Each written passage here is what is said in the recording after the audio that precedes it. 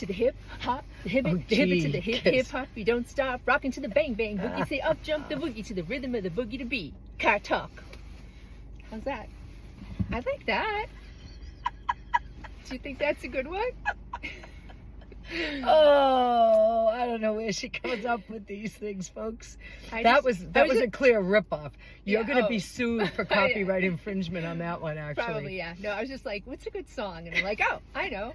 That was always one of my favorites. Yeah. Anyway. Well, anyway, time for It cat ages talk. me. Yeah. Time for cat. No, right. that's a good song. Mm. You're just infringing on somebody else's rights, but that's okay. That's okay. We do that all the time. We steal shit. We steal stuff from the internet all the time. You Absolutely. It's there. Yeah. Use it. It'll help you. can too. So let's talk about toddlers. Toddlers. That glorious Terrific time of life. toddlers. So I would just say in general, a toddler is like between 18 months and about 3 years. Mhm. Or in Massachusetts, we would say 2 years and 9 2.9, months. Yeah. You know, the day you The turn magical 2 years, day. 9 months, you're not a toddler anymore. Poof! Nope. No, I'm a preschooler. You need to sit in a seat and follow directions and sit in a group now. You're 2.9. Like, oh, Yeah, no. Toddlers are a turkey. when you're not an infant anymore and you're not quite that preschooler yet, you're in that toddlerhood Mhm. age and you're still just a little person with Yeah. big emotions. And let's do this for the toddler teachers Okay. first. Yes. Yeah, we honor you. Yes. Toddlers are tough. And I think, it's funny because way back when I first started teaching, when I was floating, I would go into they'd say, oh, Leanne, can you go in to cover the toddler room? And I'd be like, no, please, no. They hate me. No. And it was like, they don't hate you. And I'm like, no, trust me, they hate me. You know what? If people are listening and they're either a teacher of toddlers or a parent of a toddler or even a grandparent of a toddler, you probably Yeah, you feel understand that exactly a lot. what Yeah, Leanne's I was saying. like, Yeah. no. And so I remember, it being like, but then it's so interesting because I have to say, I know everyone, dreads taking child growth and development, but we teach child growth and development, but once you start to really understand where a toddler is at Exactly. and why they behave the way they do and what's going on with their little emotions and brains and everything else, it makes more sense. Now I love toddlers. Yep. I really do enjoy going in the toddler room. But you also get to leave the room. Oh, You're not there absolutely. all day. Absolutely. But I enjoy them so much more than I used to when I used to I think agree. they hated me. Because yeah. you know more. I know more. And if you know more about toddlers, you know they have big emotions, but small vocabularies, and they don't know how to say, I'm really annoyed with you right now because I was thinking about doing this, or no, I'm not ready Instead, to they do do that this. yet. Yeah, exactly. Instead, they're just going to take a bite out of you or the Yeah. kid next to them. Or they Ooh, I'm going to pinch you. pinch you. Yeah. Their behavior is obnoxious.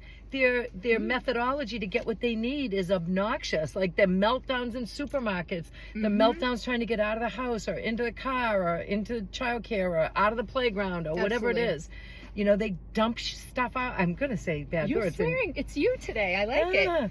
They dump stuff out all the time and they don't pick it up. Like those are what toddlers do. Those are their natural body rhythms, their natural urges and Their schemas. Schema. If you Yeah. don't know the word schema, we're not talking fresh. Yes. Schema is their strong urge or desire for something. Trajectory, throwing, pushing things, lining things up, hiding. All those things are all part of their schema.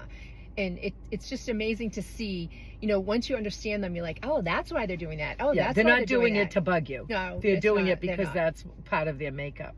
Absolutely. Yeah, and if you think too about development with toddlers are still going through some attachment and some separation anxiety kinds of things that is more infantile. Yes. But it's still very much a toddler. But they're also wanting to be a big kid and wanting to do it themselves and my turn and I can do it. So I mean, if you're a mom or a dad or an adult parenting a toddler, man, they want to put their shoes on, they want to put their pants on, but it takes forever. And then they don't want that cup that they loved yesterday. They want a new cup. Absolutely. So what do you do when they're freaking out? Right. You know? I I think you kind of give in. You just, I mean, if the toddler wants a different cup, give them a different cup instead of having that fight with them. I see that. We see that a lot in classrooms.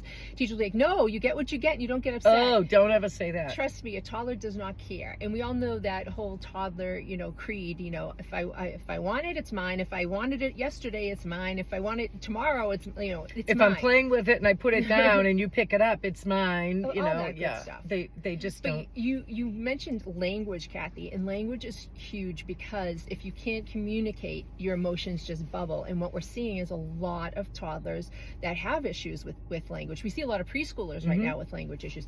And we've done car talks before about because they're all sipping all their food? They're sucking up all their food out of the pouches. They're slurping their roast beef and their squash. Yeah, and they have a cup with the little thing that they're sucking up their drinks with, and no one's using an actual cup to drink from. No one's chewing their food anymore.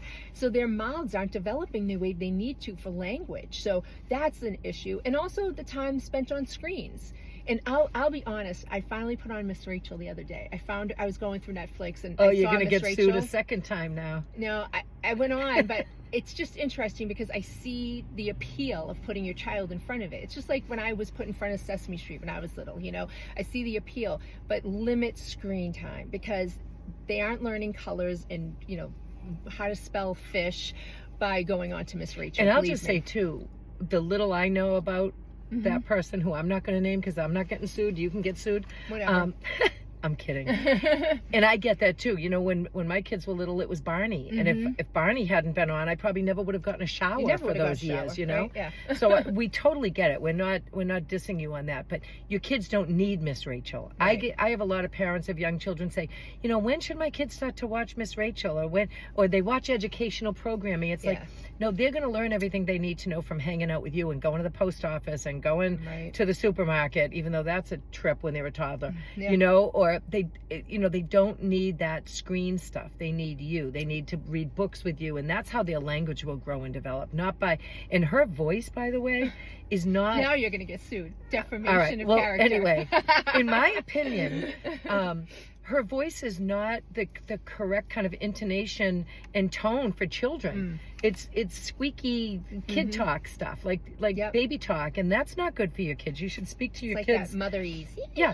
Speak to your children in a regular tone. But you were saying earlier that when your kids used to kind of freak out as toddlers, you would try to bring it down and whisper to them. If you talk softly and whisper, it helps that emotion, because what we do is when a child has big emotions, we tend to go, what? I don't know what you want. Like, what? You can't wear those shoes. They're sandals. It's snow outside, whatever it is. And you tend to be like that. But if you say, oh, I know you really like those sandals, but you know what? We need to wear boots outside because of the snow. Do you want to go look out the window? There's snow out there.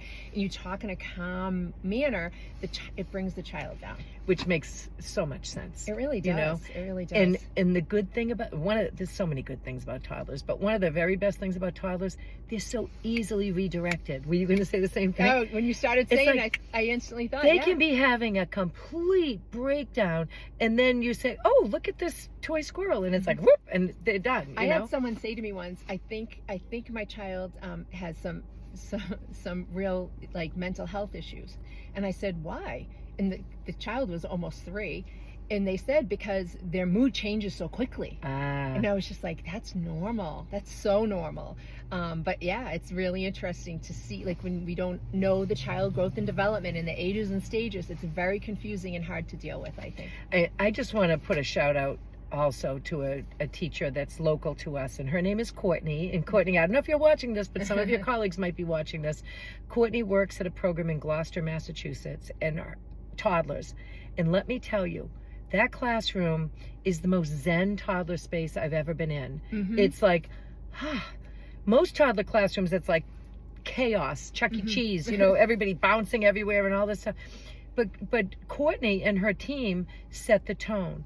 It's calm. It's mellow. She talks to them very She speaks calmly, to them calmly, sweetly, but not in a baby talk voice. No. As a respectful kind of voice, so but calm. respectful. And the lights are dim. It's not crazy bright, and there's softer music playing, and there's lots of soft zones for the kids to go and just veg out. And they have a predictable routine, but it's also flexible based upon what the kids need. And just man, I know not every program is like that. Some programs have half walls and you're hearing everything through the school, and that's difficult. But toddlers can be just little miracles. But most of the time they have horns and a tail. So much. They're taking in so much, of course.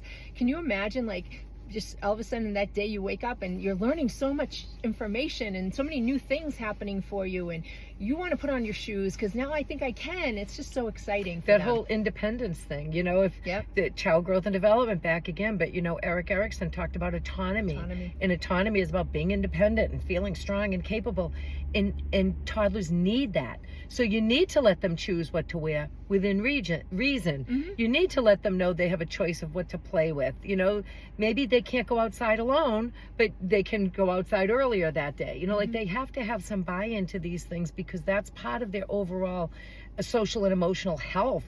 And if they don't have that autonomy, they're going to end up feeling bad about themselves. And we don't want to set that dynamic up. You know, Leanne, I love when we're in Leanne's car for a car talk. What are you doing with these? Aren't they awesome? No. Where did you get these? Hip, hop, hibbit, hibbit, hibbit, hibbit. Oh my God.